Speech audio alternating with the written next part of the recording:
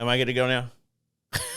This is More Life Podcast. Yeah. We're here with Adrian, CEO and founder of We All Ugly. Adrian, what's up, brother? That's me. Man, we're here. I'm excited to be here. I'm excited to talk. This is like my second or third podcast, so it's pretty cool. It's cool. It helps me. You're becoming a veteran now. Yeah, kind of, veteran. Right? Yeah. Okay, so we're just going to jump right into it. I think it's important for the community to see someone that is of your caliber and giving back to the community. Yeah.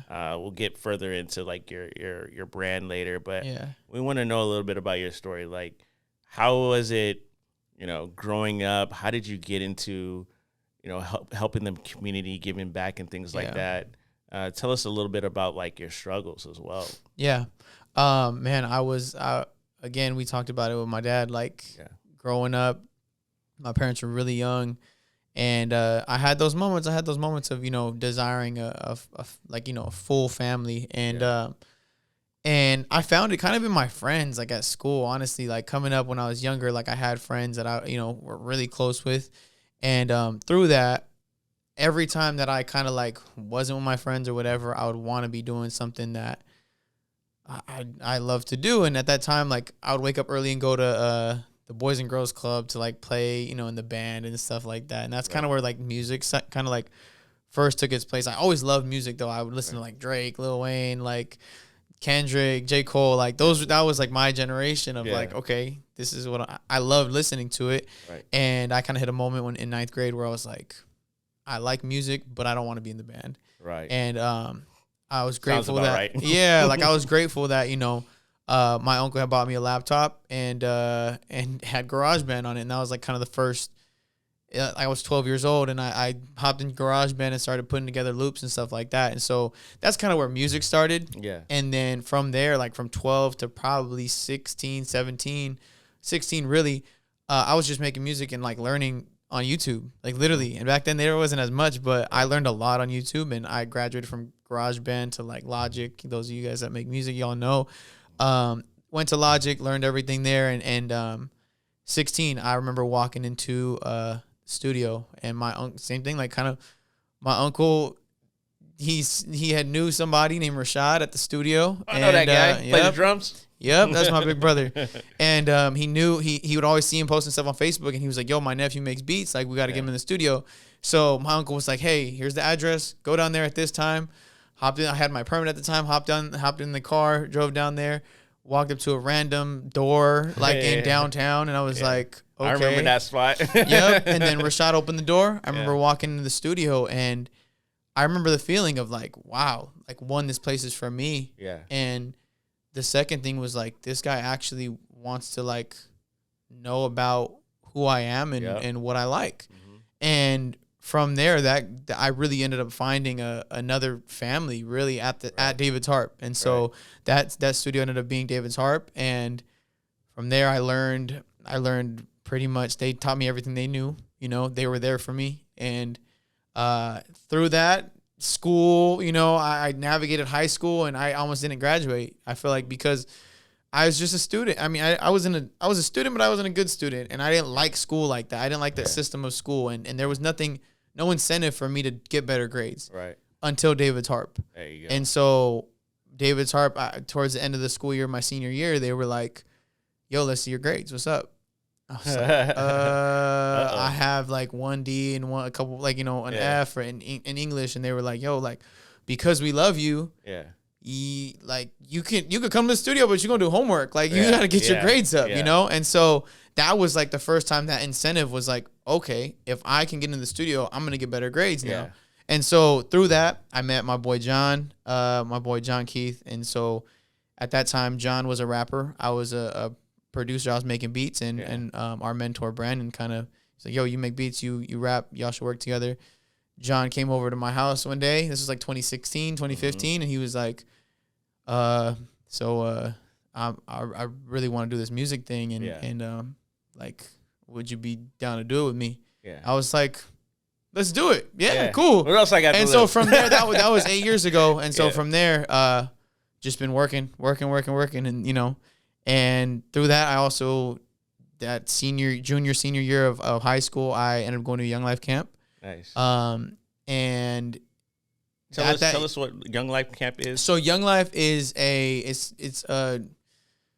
there's another word for it, but it's a nonprofit that we basically go to schools and we have, clubs on campus, and we're just there. I'm just there to be a mentor to these young kids, to walk alongside them. It's incarnational ministry. That's what it is. That's just what it is. Being on campus, being there with kids, and just walking alongside them. Like, I'm really there just to get to know them, And so, there's a fancier description of it, and people are gonna roast me because I was on staff. No, you did good. It is what it is. But yeah, we have clubs at high school campuses, and so there's this woman named Luma. I met Luma and on Sweetwater campus, and she invited me to club. And actually, one of my friends was the one that met her first, and he was the one that was like, "Hey, come to Young Life Club, come to Young Life Club." I was like, "Nah." For a whole year, I was like, "Nah, I'm good." And I think that next year I ended up finally going. And then I met Luma, and she was like, "Yo, you're gonna go to camp." Like, I was like, "Okay, what's camp?" Like, Yeah. And I found myself in a bus. Yeah. Summer of 2015, on my way up to Sacramento, to a Young Life camp, and that weekend was like kind of the weekend that week was the week that changed my life, because I found, one, leaders that really loved me and are still in my life today, but also a group of friends that, like, I realized I had shared, shared moments with that I didn't know. Like, I didn't know anybody else went through the same thing that I went through. Yeah. And we opened up about everything. I mean, I opened up about, like, family situation, how, like, everything that we went through as kids. And I realized that a lot of us had the same kind of story. We all related. I feel like that's the biggest thing. I feel like most people don't understand. They don't. That everybody's going through something. Yeah. And I feel like sometimes we get locked into our stuff too much. Mm-hmm. But then it helps to hear those things from other people, because then you're like, oh, wow, like, I'm not alone going through something. And then you kind of encourage each other, like, hey, no, we're on this journey together. We're both going to do music. We're both going to overcome. We're all in this together. And then once you get that revelation, and it kind of, like, gives you a fire to It really does. going. I think that's the power of being actually authentic and vulnerable about the things that you're going through. Yeah. Because not to say no one does it anymore, but it's really just like it's really a superpower. It's a superpower, though. It's a superpower because that's my prayer for this whole podcast, is, like, even my dad's story and what we went through is just, like, just to give people the power to be able to, like, realize they're not in it alone. Right. Like we went through a lot of the same things, and so and to talk about it, give that space to talk about that stuff. Right. I just got back from Young Life camp, and I'm telling you, like, day 2, I opened up and shared my whole story, and that gave, like, I had a student right after, one of my little brothers, Chris, and he was just like, "Yo, like, I relate to you so much. And I didn't even, like, I didn't know. Yeah. Like, I really had no idea that you went through all that stuff." They look at you now. We're going to switch gears to your present. They're looking at you now, and they're saying, this guy is giving back to the community. He's going on camps. Yeah. He's working for a nonprofit. Yeah. We'll talk about Davids Harp in a little bit, a little more. And he has his own company. Like, wow, like, there's no way a guy like that relates to me. Look at me. I don't have anything, and I'm struggling, and I got these issues. And then they hear your story, and they're like, oh, I can do that, right? Mm-hmm. So why don't we talk a little bit about where you're at right now, what you're doing? Yeah. Like, as far as the company, Davids Harp, and all that. Yeah. So right now, I'm currently on staff at Davids Harp. I am an executive administrator assistant. I'm learning. I'm an instructor in juvenile hall. I get to go and really just be with the kids in there. We go through a 6-week course, or 6 weeks of just assisting them in making songs that they want to make.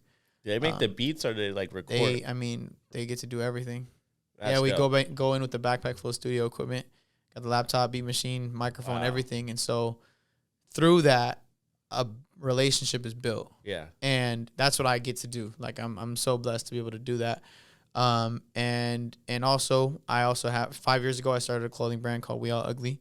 Yeah. And the whole meaning behind it is really, as much as the world glorifies this idea of perfection and beauty, the reality is we all ugly. We all ugly. We all have flaws. And me growing up, I desired that perfection. I desired like that perfect family. I desired like one day of just not having to deal with, sin, really. Like the effects of sin. And so, but the reality is we all, in Genesis 3, we've all it came in through one man and we all fall short. So, but the hope is in Jesus. So that's where, that's where I am today. And that's the whole message behind the brand. And through that, one of the hardest things besides being a big brother was starting this brand and still to this day maneuvering those things, So, that's a little bit about me today, but We All Ugly on Instagram at WeAllUgly_, WeAllUgly.com. Go check it out. DM me, on my personal or right there. If any questions, let me know. Amazing plug, brother. I appreciate that. And I love this brand because of the meaning behind it.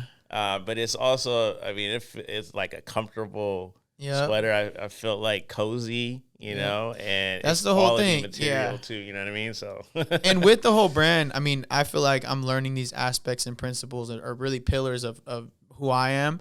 I really want to just give people that reminder that like everybody goes through something, and we don't know how much we all go through unless we talk about it. And so, and the reason why I'm able to talk about it now is because I had people in my life. I had a community of people in my life that allowed me to, and really gave me that space, gave me that space to talk about it, and were really there for me like that. And I desire that for everybody, is that they have somebody like that they can talk to. That's you left me speechless right there. It's just like the whole mission, it's just like everybody's going through something. Everybody has situations. Everybody needs a vehicle to vent those and get the word out. And then they all need what it comes down to is we all need the same solution. We need that. And this is that first part. It's like really that first question of like okay, the first part of, we realize the world's broken. We everybody feels the effects of it, and we are ugly. And this is kind of like, how do we pose that question to people to ask, what do you mean by that? Okay, conversation. This is how I found perfection. And I found it, but he's the one that gave it to me. It's not like there's no amount of money that you can make to where your life is perfect. There's no amount your body can be as good as it looks, whatever, but like you're not perfect. And also personality, you can be amazing. You can be an amazing person, but at the end of the day, we still desire something else. And I feel like perfection for me is God. So, and I feel like we're not gonna feel that until we get there. So the day of glory. That's what I'm talking about. So last question for you. You're doing all these amazing things. You're giving back to the community. I can't like say, I can't say you're perfect, right? But I could say that what you're doing with your life at 25 years old is beyond me. Like, full transparency, when I was 25, I was honestly, like, a lot of people say, oh, glory to God, but like really, like 8 years ago at that Young Life camp in 2015, I had 15 minutes of silence. They do this at every Young Life camp after they break down the whole gospel for you. And I had that 15 minutes of silence, and in that moment, I remember looking up to the stars, looking at the trees, asking God, like, if this is like, if you really have a plan for me, show me. And he was like, look at the trees. Look at the stars. Look where you are right now. Look at the people around you, And after that moment, he was like, I have a life for you, but it takes you saying yes into a relationship with me. And that was 8 years ago.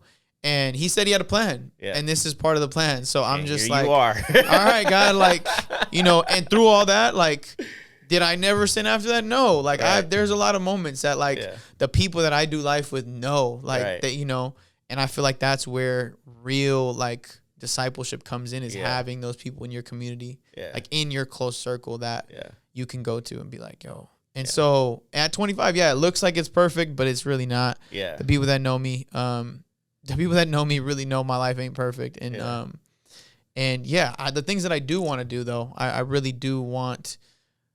just want to see people's hearts change. And like, whether that's, by me just being there for students coming out of juvenile hall and being there for them, or being there for my little brothers that are in, you know, right there at Sweetwater in Young Life. I just want to see change. I want to see people be able to experience the fullness of life like that, you know. Say, for instance, it's the end of your time here on Earth, right? Yeah. You know, you're whatever, 170 years old, whatever age.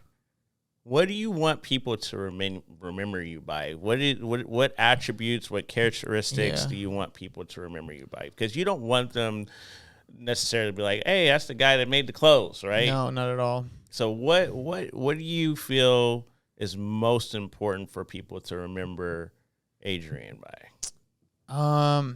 That's a crazy question. I've been thinking about that since earlier, honestly. But I think I just want to be remembered as somebody who,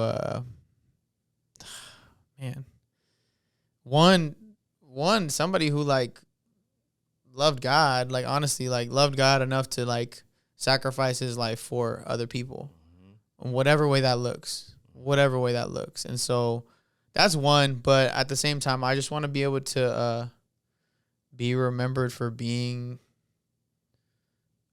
I don't know, serve, like, you know, loving people, like in a servant way, like loving, like really loving people, giving, like, let me be, at least if I'm that to one person, like that's amazing. And if I can somehow be a representation of God, like of Jesus to that person in a way that I can, I don't know, being real, like being authentic, like, yo, don't beat around the bush. Like, you know, like, tell me this because you love me. Like, I don't know what word that is, but it's crazy. But that's what it is, because that's what God is, honestly. Like, bro, like, and again, I didn't grow up in church that much. Like, I didn't grow up in the church from a kid perspective, but like after 16, when I dedicated my life to God, like the 17, I did go into church and I felt like that. I had the same feeling as you, like, yo, why are you guys painting this picture? Like, going home and like, come on, like, show me that you deal with the same things that I deal with still to this day with Jesus. Yeah. Because,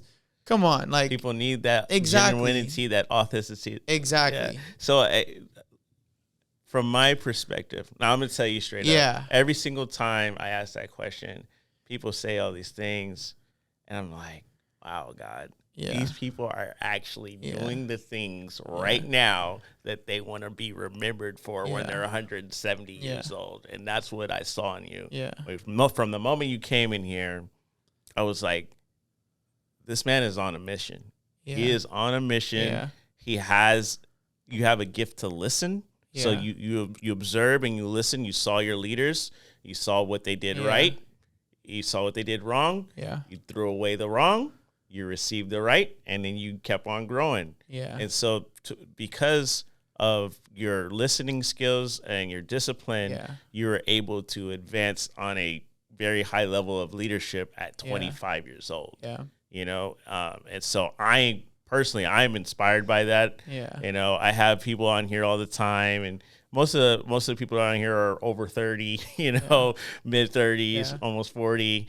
But you know, to hear somebody of your caliber at 25 speak on, you know, leadership and what they want to be remembered for when they leave is very inspiring. And I think that your impact is already felt, but it will continue to be felt in the community, because I don't see you stopping, brother. No, I don't. Yeah, I mean, I'm telling you, it's a mission, and it's a mission that God calls us to be on. And I mean, that's just where I am. It's like, and I hit a point probably last year, and it was kind of like, if not me, who else, you know? And so, and not to say that I'm in it alone at all, but I feel like if I have the ability to do it and I don't do it, then it's like the only person I got to take that up with God is God. And I'm like, I don't want that smoke. You know what I mean? I really don't. But, and through that, like, you know, I do want to continue to not only be there for the students, but also to challenge people in the community that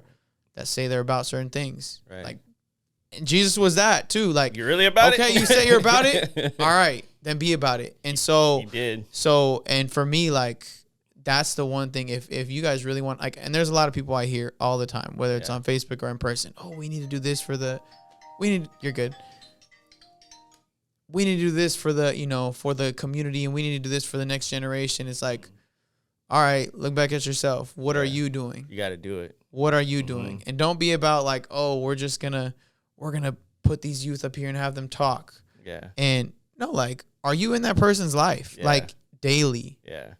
Because that's just what it takes. That's really what it takes. Jesus was with these people daily, and they still, they still had trouble. Yeah, but, and that's, for me, that's really what I want to be remembered. Like, also, like, to continue that, I want to be remembered that as somebody that was relationally, like, there, and not just on the stage, not just, I'm in your life. Like, we have enough platform preachers, right? Yes, exactly. And the real change comes one-on-one. Yeah. Like, that's really just what it is. It comes one-on-one. Yeah. And again, we've seen the church, and, we've seen all these things, but kind of like they packaged it into where it's like discipleship is an option. It's like, no, like if you really want to get to know God, it takes learning from somebody and really being in the Word like that. So, That's this past week too. I'm like, I'm on a mission. Like, that's just what it is. That's what it is. I can see you running, brother. But yeah.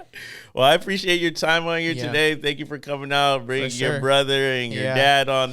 You'll be hearing a lot. I mean, over the next, year, 2, 3, 5, 10. Like, Josh is gonna do a lot. I already know Josh is gonna do a lot, and even my dad. Like, everybody around me. If that's the other thing, I want to be able to give to the people around me. I'm not. I didn't do any. Like, I didn't start this brand to be that guy. Yeah.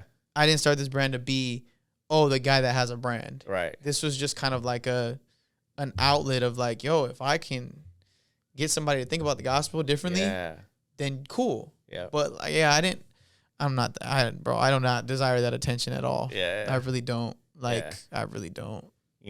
When you say stuff like that and you have that heart posture, God is always like, oh yeah, we're gonna give it to him because he doesn't want it. Yeah. Or even the stuff in the community, bro. Like there's, I mean, and I feel like God has given me that spirit of like discernment to work to be able to like figure out how people, how people move and stuff. And there's some people that I just feel like are doing things to be that person. Yeah. When it's like, you don't got to. Don't do that. Yeah. Be you and do what you want to do, but don't be there for a kid because you feel like you feel like you're doing something for them. Yeah. Like don't do that. Be there because you actually love them. Yeah. Like, you know what I mean? And so that's a little bit of my challenge of like, I'm not there because I feel like I'm up here and they're down here. Yeah.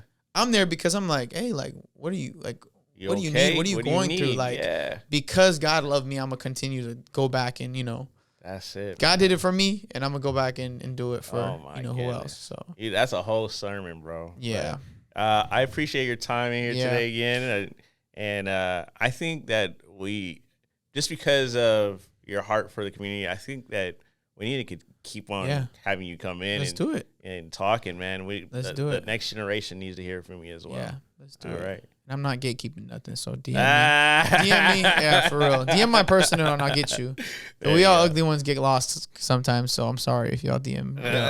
But DM my personal. I'm being real. Hey, I'm gonna be real. That's just what it is. But yeah, bro, I appreciate you having us on. Yeah. It's not gonna be the last time. So all right, I appreciate you guys, it. Man. Yep, for sure. That's it. Yeah. But yeah, that's so over the last 5 years it's been just different. Yeah. So now it's a lot more just chill and like, hey man. But how did that dynamic with KD and all those guys like impact you now? Are you still kind of like raw like that? A little bit. I think as far as the authentic side, like just be real. Like people are gonna, and a lot of that is like you feel the realness in that. Yeah. Like dang, you're saying true things. Right. Which that's like one part of it, but the other part is the delivery. And so, I mean, Jesus tells us to be like that too. So it's like, be loving. I feel like you can challenge, you can challenge, but be loving. It's all in love. And so because I love you, I'm going to tell you this but I'm going to tell you, I love you, tell you this, and then tell you I love you. Right. Like the woman at the well thing is like, that's something that I'm preaching a lot lately because it's like, oh, go get your husband. Like, oh, I don't have a husband. And he's like, yeah, you're right. You've been married 5 times and the guy that you're with is not your husband. But let me give you the answer to what you're looking for in being married 5 times. She was married 5 times.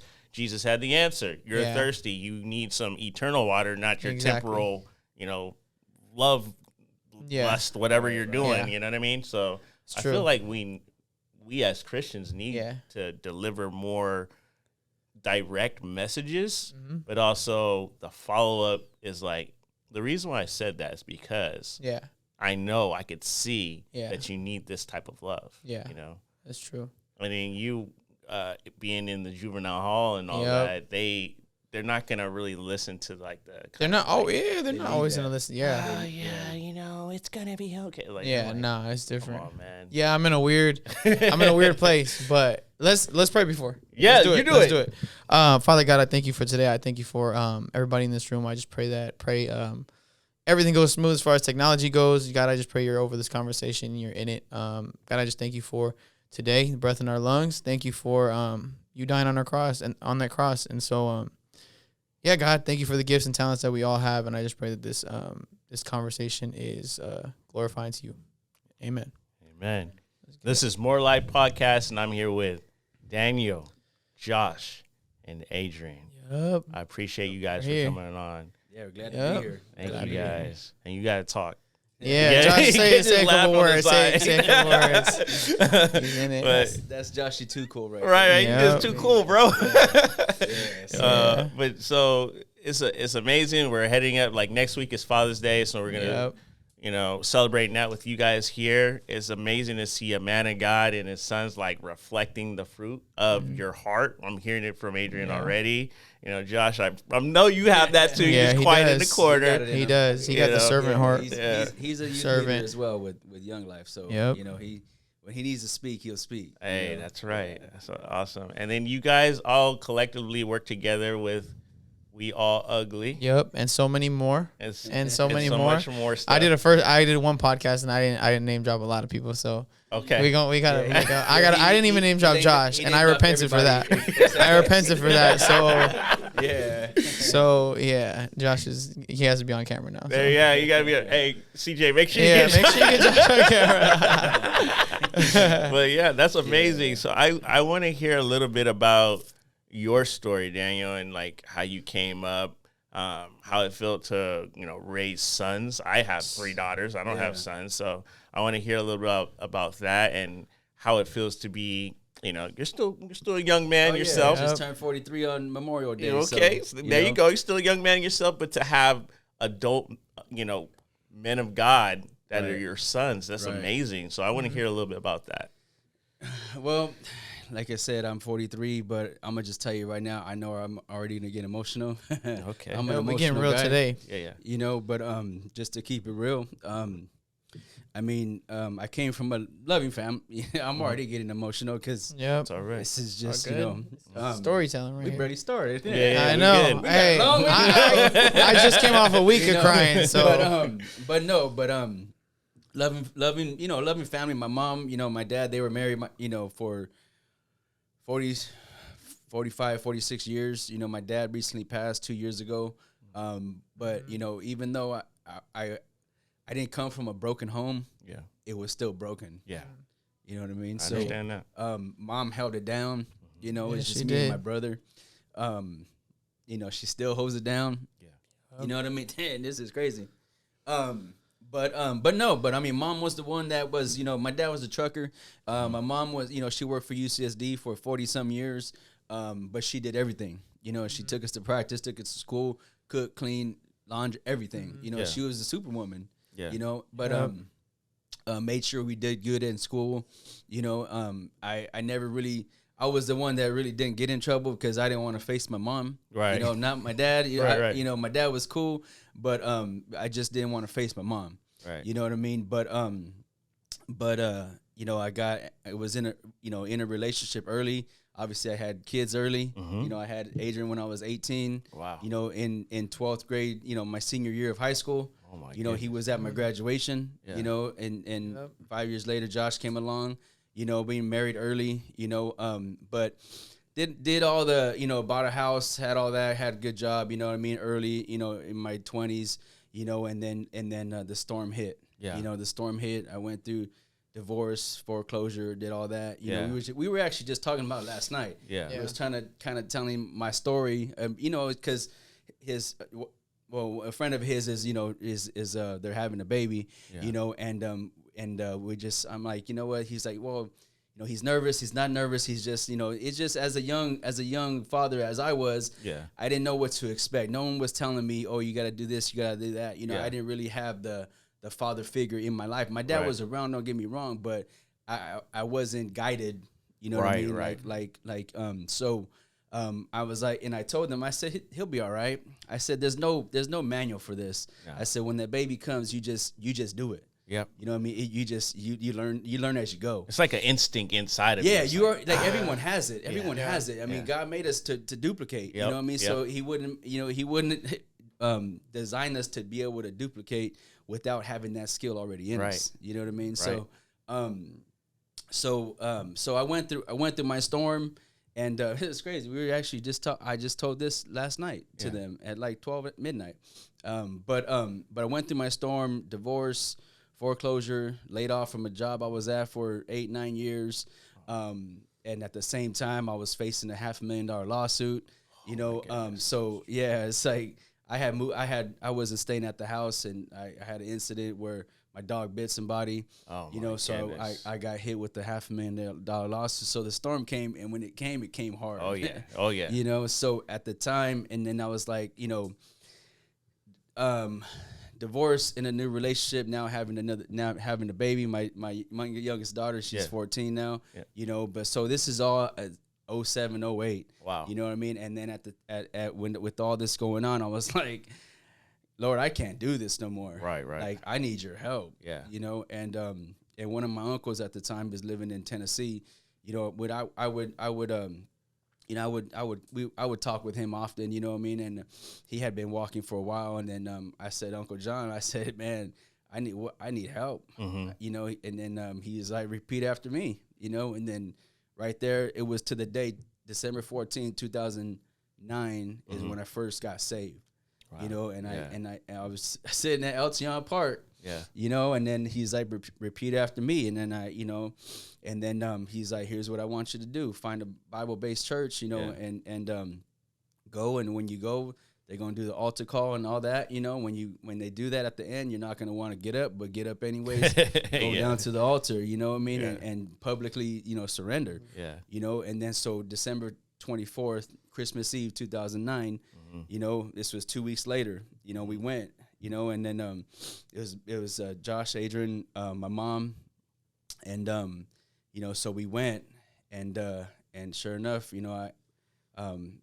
Pastor Miles we were out to the Rock. Pastor Miles did altar call. We were on the third floor, and I was just telling him last night, you know, and I'm like, that's a long way down, brother. Yeah, I said, I don't remember how we got to the altar, but all I remember is that when he said that, I just remember it was just like a blink of an eye, and I'm at the altar. I don't even remember Holy walking Spirit down. Led, huh? You know what I mean? Yeah. And then you know what? It's like the reason why I'll always call the Rock and Pastor Miles like my home church, my first pastor. Yeah. You know, is because I had met him, unfortunately, at a funeral, you know, and this is when my daughter was just barely born. Yeah. Her mom's cousin was killed, you know, and they did the service at the Rock, right? Yeah. And as we're getting to the burial, we got there like late at the end. Yeah. Well, at the end, you know, but before, we're the last ones to get there before it started. Yeah. We pull up, Pastor Miles pulls up, and then we cross paths. Yeah. I told Pastor Miles, I said, hey, you know, your message really moved me. And then he's like, oh, you know, I appreciate that. He's like, come down and visit us. I said, I'm not ready yet, but when I am, I'll make sure I come see you. Yeah. So when we did, that was in 2008. That was a year before. Yeah. You know, because my daughter was just born. And then so a year later, 2009, I'm going down an altar call, and as I'm shaking his hand, I whisper in his, I say, hey, Pastor, you remember me? I met you at the cemetery, this and that. And then I'm like this, and then he leans back, he's like, you had your baby, and then, I said, yeah. So he remembered me. Yeah. And that's right there. It's just like all those people, and he that still little thing right there. Mm-hmm. is what clicked, what connected us. You know what I mean? Yeah. And the fact that he remembered me. Right. I didn't tell him, I was one of the baby. Yeah. He's like, oh yeah, you had your baby with you, right? Yeah. I said, yeah. I said, remember I told you when I come down, I'll come see you. So that's why the Rock will always be home to me. For me. Whether I attend there or not. You know what I mean? But so I went through all that, but then, it still kept coming. Yeah, it don't stop just because coming, you get saved. Yeah. A lot of people get that confused where it's like, I'm saved. It's all going to be, right, rainbows and clouds after this. Right. Oh, no, it wasn't. That storm kept coming, but you know what? I said, hey, as long as you're with me, I'm going to keep going forward. Right. You know what I mean? So I went through all that, end up going through a bad breakup, but I knew he always had me. That's right. And like when it's crazy, but when I went through my breakup, in 15, like these were the two. They had you. That like helped me down. Yeah, they had you. It wasn't none of my homies. Yeah. None of my, none of my. I didn't have that, that go to. Right. I have friends, right. but no one was checking on me. Right. You know what I mean? No one was like, hey, keep, no, I was in the mortgage business at the time. Right. And it requires you to pick up that phone and close deals. Yeah. You know what I mean? And so I just lost I lost my mojo. Like right. You know what I mean? To where I was in the business from 2009, to about 15, 16, and 17 actually. But it's just, and I was a closer, what I mean? I was a closer, you know what I mean? But that was like my first run of success. Right. I would say I didn't make millions, but it was, I made the most money I've ever made. Right. You know what I mean? And so, but I remember at times I'd be laying in bed, I'm like, I text him, I said, Adrian, man, can you come to my room? You know what I mean? Just so I can like hug him to go to sleep. Wow. You know what I mean? So it's like these two, like seen me go through my storm. But I said, you know what? Like all that made me who I am today. That's right. You know what I mean? And it's just like, it's just like, if I can go through all that, and at the time, 18, I lost my grandma, you know what I mean? And it's just like, which was the hardest thing for me. Yeah. If I can go through all that and I'm still here. Mm-hmm. Hey. You know what I mean? God has this. I got a question for you. Yeah. So, Lexi is my 6-year-old. Yeah. She's very much like very animated and happy and all in your face. Yeah. One day, my wife goes, she goes, Lexi's your angel, right? Because my wife, the number one thing my wife prays for me for is against rejection, because I went through so much rejection growing up. Just being a different kid, church kid or whatever, black kid skateboarding in Southeast, whatever it was. It was. I just went through a lot of rejection, and so still processing.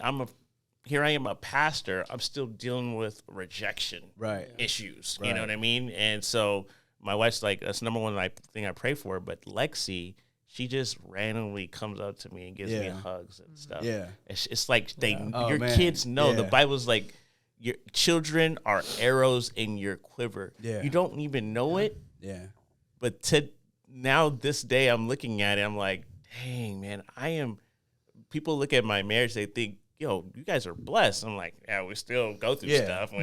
But it takes a lot to work with your wife, live with your wife. Oh yeah, because now you're spending pretty much 24/7. We're together all the time, so people are recognizing that. Okay, they're still doing this. Like, there's no way I could see myself with my spouse all day, which is not the way it's supposed to be. Yeah.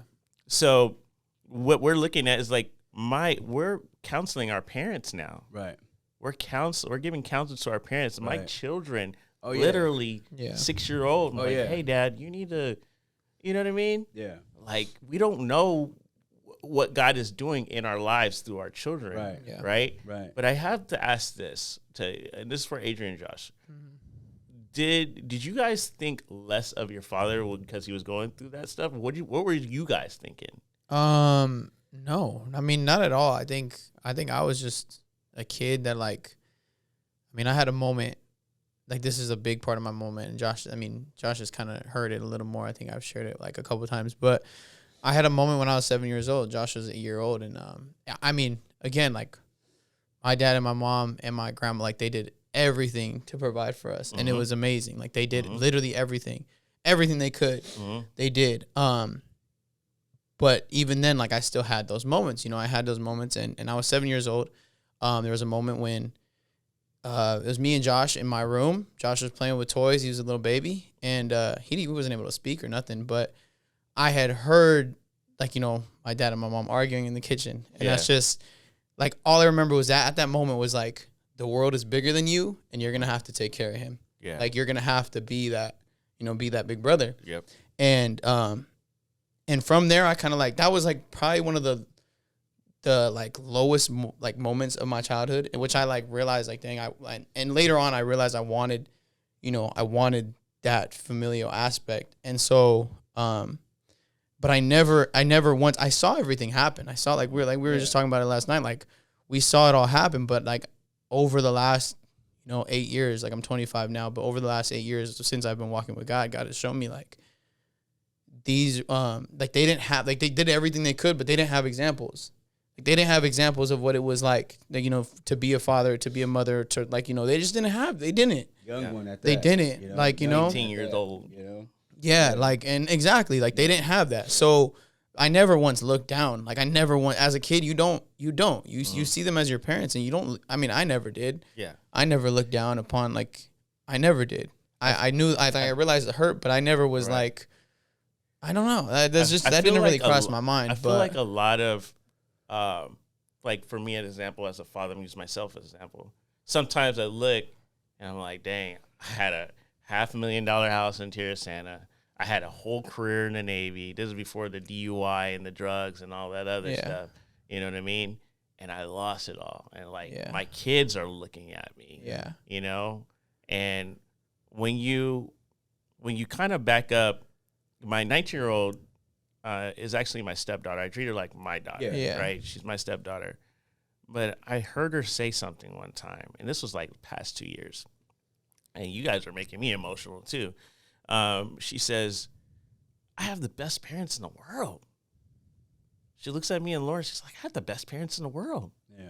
And you don't know the perspective of that because she's got friends that, you know, parents passed away or you know, split up and had all these fights and all this stuff, and you just don't know. You don't know, you know? Right. So, I mean, that's encouraging for you to say that, for people online to hear that, because we're like, when you have kids, you're going to see it ain't easy. You learn from the generation before you. You take on all the good stuff that your dad taught you. Take on what the word is teaching you. But you still got to, you're not, it's not like automatically you're a perfect not at all parent, you know, and and your kids don't see you that way. They see you. And one thing that I always stress, to whether, you know, whatever I was going through or whether I was, you know, I never thought up to myself like, am I doing this right? Right. Am I a good dad, bad dad? And you know, did I fail as a father? I never thought of that. Yeah. You know what I mean? I did, like you said, I did the best I could with what I had at the time. You know what I mean? But one thing I always stressed to them was, man, I told them, I said, hey, that's your brother. That's right. I said, no matter what, you always take care of your brother. That's right. I said, he, you know, even when he was younger, you know, he would want to go with them. Why can't I, you know, I'm like, Josh, it's not your time yet. But when you get older, you know, then you'll be able to go places with him, and you know what I mean? And I would tell him, you know, sometimes he'd be like, I don't want, you know, I'm like, Adrian, take him, because I didn't have that. I didn't have that with my brother. You know what I mean? Yeah. He's 2 years older than me. I didn't have that brotherhood. Right. That's why when I look back now, that's the one thing I used to stress to them, man, take care of him, because at the end of the day, he's going to be the one next to you. Right. When everybody else going to bail, he's going to be the one right next to you. That's right. You know what I mean? So I always stress that. And now that the relationship they have, it's just like, man, that's all I wanted. That's your boy. You know what I mean? Yep. And it's just like, you know, just to kind of bring it back in 16, like, they're the reasons why we were leaving my friend's party one time, barbecue, you know, and it was in 2016, June 6th. I remember the date, you know what I mean? And we were leaving them, and I was going to take I was gonna take him and a couple of his friends to the 7:00 service when they used to have at the Rock. Right. And I had a few drinks, but I wasn't drunk. But you know, we were leaving. I said, "Oh, I'll drop you guys off. You know, let's go." Yeah. And then when on the way over, I'm like, you know what? Might as well just go with you. Yeah. You know what I mean? And when and I already knew going in there, I'm like, man, I'm gonna rededicate my life. There you go. Buzz and not buzz, but you know what I'm saying? Yeah. You know, because it says come as you are. Yeah. You know what I mean? I'm not gonna hide it. You know, so I did. Yeah. You know, and that was June 6, 2006, but it was because of them. Because I was taking them to church, you know, to drop them off. But then I was like, you know what? Like, I should just go myself. Yeah. You know what I mean? And it's just, and everything like where they're at, you know, obviously Adrian started first, you know, as a youth leader with Young Life, and Josh is now following that in that role as well. That's not because of me. Mm-hmm. You know what I mean? So it's not because they didn't hear the word from me. We went to church, but they never heard the word at home. Yeah. You know what I mean? They never seen me reading my Bible, you know what I mean, as they were younger. Yeah. You know what I mean? But so I just, because, you know, that's just not, I grew up Catholic. Yeah. You know what I mean? We go to church to St. Michael's and it's like, sit, stand. Oh, it's like, you never get the message. You never get the word. I got a question for Josh. Because we're gonna get you, because we have about 5 minutes. 5 minutes per break. When I get going, I can talk. But no, it's fine. It's fine. I spent the first 10 crying, but it's all good. We're good. So the dynamic of what was said today is that for God's overcoming spirit to dwell in you is amazing, because you came to the conclusion, I can't do this on my own. God, I need help. And really, in hindsight, for all creation, that's all he's asking. Because the whole point of this journey on life is to get back to the garden. What happened in the garden? We separated from God. So, you know, we were hiding, putting fig leaves on us, and before we were naked and under shame before him, and now we're hiding, right? Instead of hiding, we're like, you know what, God, you saw I had a couple of drinks, but I still want to be in your presence. And nothing wrong with that. Nothing wrong with that. And I think just transparently, I think your authenticity and genuinity is the reason why your fruit is following in your lead there, you know, and just seeing like, okay, well, you know, I grew up in like cookie cutter church, you know, kind of like robotic. We go to church, and then we go home and we argue, you know, type of thing, you know. But it's still the heart factor behind it. Yeah. Like, hey, you know I do this and I did that, but you know what?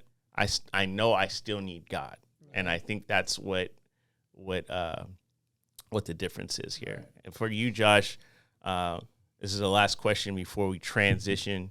I want to know how it was for you. You know, you had your dad and your big brother, and then you have your little sister. Like, I want to know how it was for you growing up inside of that environment, how that inspired you to, you know, start your own company, and what it meant for you for like leadership wise as well. Push it closer. And just be real, Josh. Just be real. Yeah. I don't know. Growing up, I was like a middle child. I had a little sister, Adrian. I was like the middle one. Mm-hmm. So I don't know. I felt like, it was like a weird, like, grew up. I don't really remember much of like what like happened really. I kind of like blacked it out, if I'm being honest. Yeah. But I don't know. Like, having him as like a role model is like really good. Mm-hmm. I feel like I could just follow in his little footsteps, and it's going good. But Did you have to have any like leadership role for your little sister? Yeah, I realized that too, because like all of our other siblings, like I feel like I'm the only one that can like get at her, and she'll like actually listen to me. Yeah. And I realized that, and I was like, oh, that's good. I need to like she like looks up to me, like she'll like whatever I think is cool, she'll want to do it, or she'll want to like, you know. Yeah. So I realized that too, like the leadership and a sibling, and like I'm a bigger brother now. I'm an older brother. Yeah. Not like a little brother no more. She has 2 older sisters as well. Oh wow. Yeah. So she has a lot to, you know. But that's great. Yeah, it's great hearing from you as well. I think that oftentimes we don't really catch that people are following us. You know. Yeah. We're just like somebody told me the other day, said, yeah, CJ, I watch all your videos. I'm like, I don't even know who you are. Like, I feel awkward, but it's also a testament to like, you never know who's watching you. You never know who's listening to you. You never know, how you're impacting people by your story. You guys' story of like, father, son, redemption, all of that, overcoming. Mm-hmm. Like, you don't know how that story alone. We didn't even get into the brand and, marriage. We didn't get into any of all that other stuff on top, the layers of which you already talked about. And I think that this story is important. What you guys are saying today is very important for the community and the body of Christ, but the community in general, honestly. Right. Like, people need to hear that stuff, Yeah. And I think a lot of I know we're running short on time, but I think a lot like, just like whether it's addiction, whether it's whatever it is, a lot of people go through the same situation, but they just don't have the outlet to let it out, for people for it to be heard. Right. They don't know where to go. They're ashamed. They're scared. They're embarrassed or this. But it's just like, this is. I mean, it's a sad statistic, but this is reality. Yeah. You know what I mean? It doesn't matter whether you're poor or you're rich. Right. Because the rich folks, I know a lot of millionaires that, you know what I mean, and that. They're miserable, right? You know what I mean. A lot of I know people that don't have nothing, very little, and they're the happiest people in the world. Mm-hmm. You know what I mean. So it's just. But I think it's so being able to come on here, to share that testimony, our testimony as with my two young kings. You know what I mean. That's right. It's amazing, but it's just like I'll end with this. It's just I went through all that. And in my life, at a young age, 20s, 30s, but it all, I always knew that with the relationships I had, that didn't work, that tried to make them work, I always knew that God had one for me. Yeah. But I had to go through all that to not saying I wasn't by far, I wasn't no saint. Yeah. You know what I mean? But I was able to see what I did wrong. You know what I mean? See, within the relationships I was in, and to where it's like, I had to check myself, and then I just had to wait for him to send me that one. That's right. And finally he did. You know what I'm saying? So, but that's a whole nother topic. That's one of my favorite topics. I love talking about marriage, but we got to get you and your bride on here. Yeah, because when the Lord says we gonna start our marriage ministry as well. Yeah. So, we touched on that a little bit, but back to Joshy. Yeah. So I appreciate you guys for coming on. I think what we're going to do next, we're just going to talk to you, Adrian, and we're going to talk further into the business and how we're impacting the community and things like that. Let's do it. All right. Thank you guys. For sure.